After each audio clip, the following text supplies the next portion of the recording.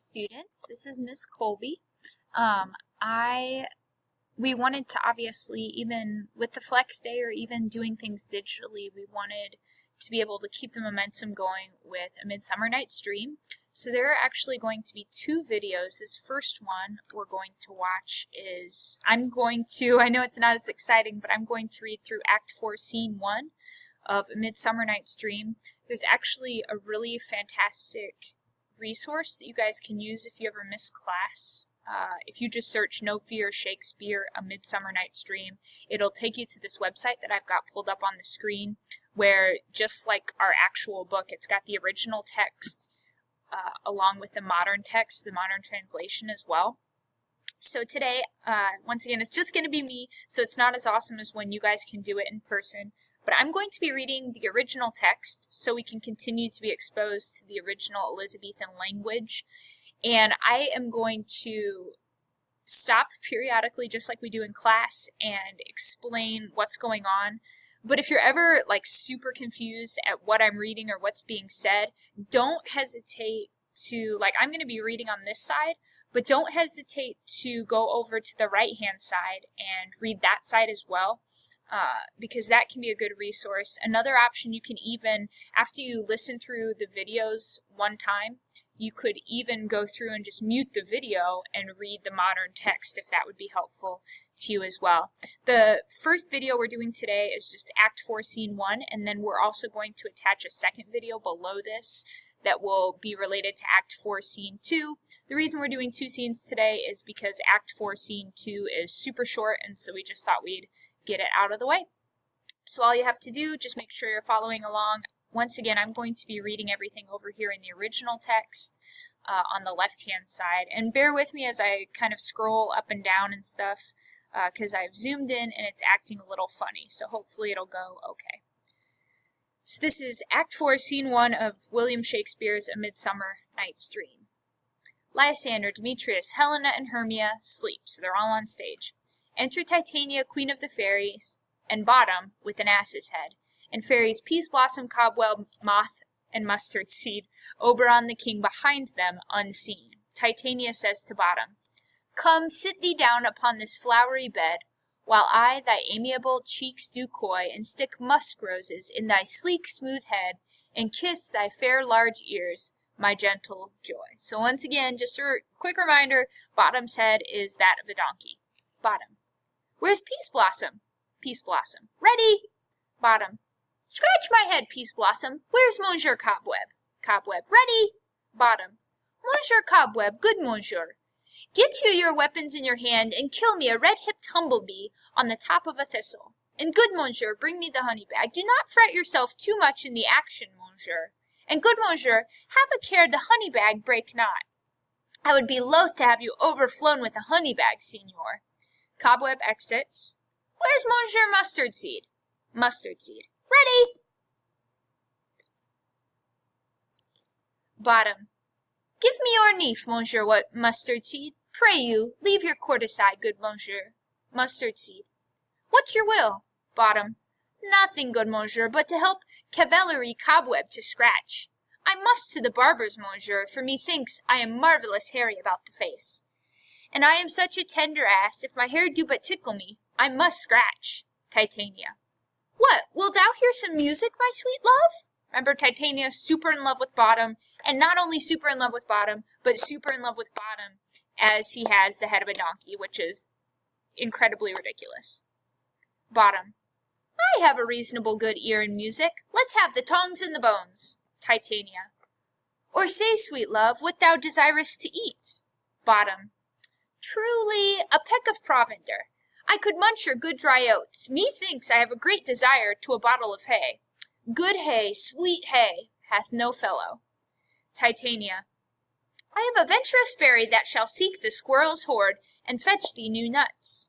Bottom, "I had rather have a handful or two of dried peas, but I pray you, let none of your people stir me. I have an exposition of sleep upon me." Titania, "Sleep thou, and I will wind thee in my arms. Fairies, be gone, and be all ways away." Exeunt fairies, so all the fairies leave, and Bottom and Titania fall asleep on stage. Oh, and once again, this is still Titania. So doth the woodbine the sweet honeysuckle gently entwist, the female ivy so enrings the barky fingers of the elm. Oh, how I love thee, how I dote on thee.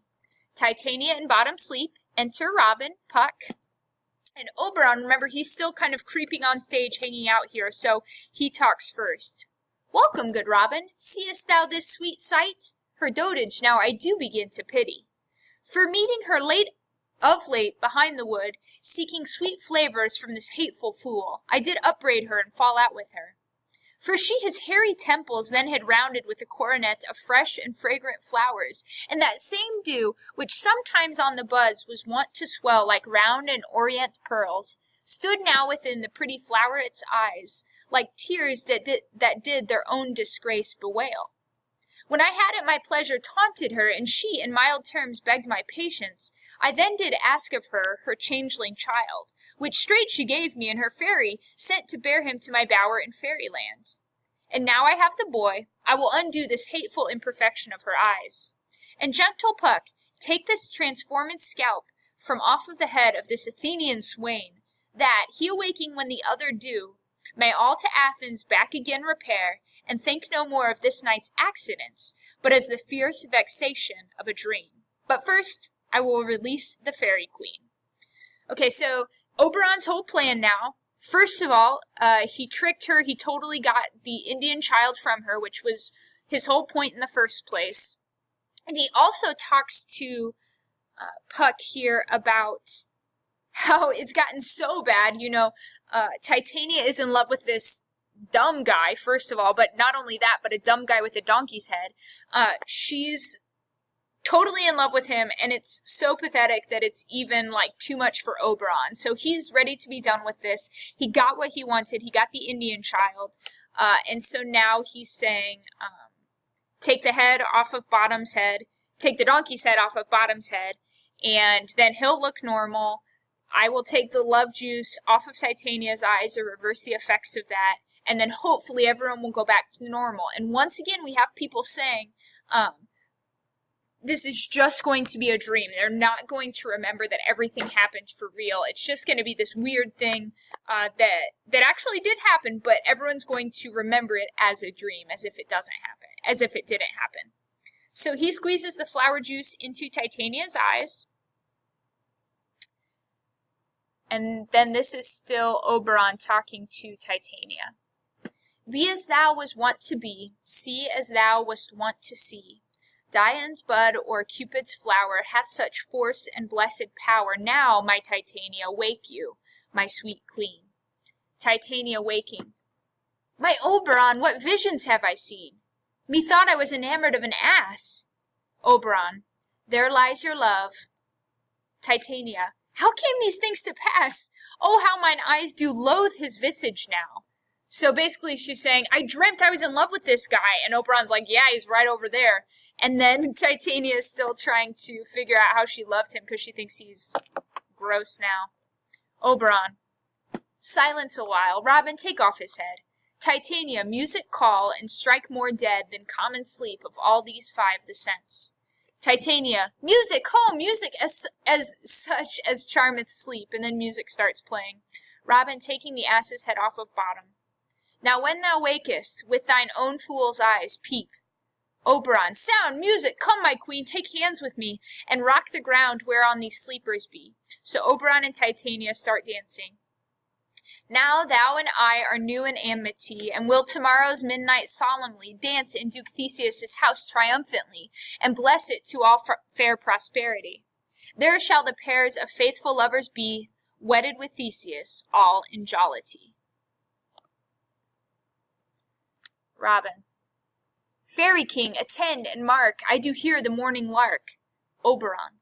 Then, my queen, in silence sad, trip we after the night's shade. We the globe can compass soon, swifter than the wandering moon. Titania. Come, my lord, and in our flight, tell me how it came this night, that I sleeping here was found with these mortals on the ground. So exeunt Oberon, Titania, and Robin. There's a wind horn, which is just like a bow, bow. Enter Theseus and all his train, Aegeus and Hippolyta. So Theseus and Hippolyta, everyone's getting ready for their wedding. Go, one of you, find out the forester, for now our observation is performed, and since we have devoured of the day, my love shall hear the music of my hounds. Uncumple in the western valley. Let them go. Dispatch, I say, and find the forester. So one of the people exit one of the train, one of the people from his group leaves. We will, fair queen, up to the mountain's top, and mark the musical confusion of hounds and echo in conjunction. Hippolyta. I was with Hercules and Cadmus once, when in a wood of Crete they bayed the bear with sounds of Sparta. Never did I hear such gallant chiding, for besides the groves,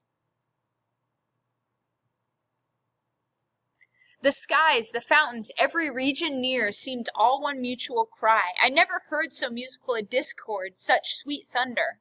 Theseus.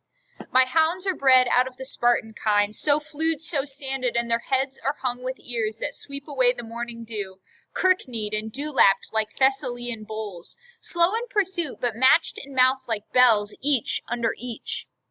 A cry more tunable was never hollowed to, nor cheered with horn in Crete and Sparta, nor in Thessaly. Judge when you hear. He sees the 4 sleeping lovers, so we still have the 4 people asleep on the stage. But soft, what nymphs are these? Aegeus. My lord, this is my daughter here asleep, and this Lysander, this Demetrius is, this Helena, old Nader's Helena. I wonder if they're being here together.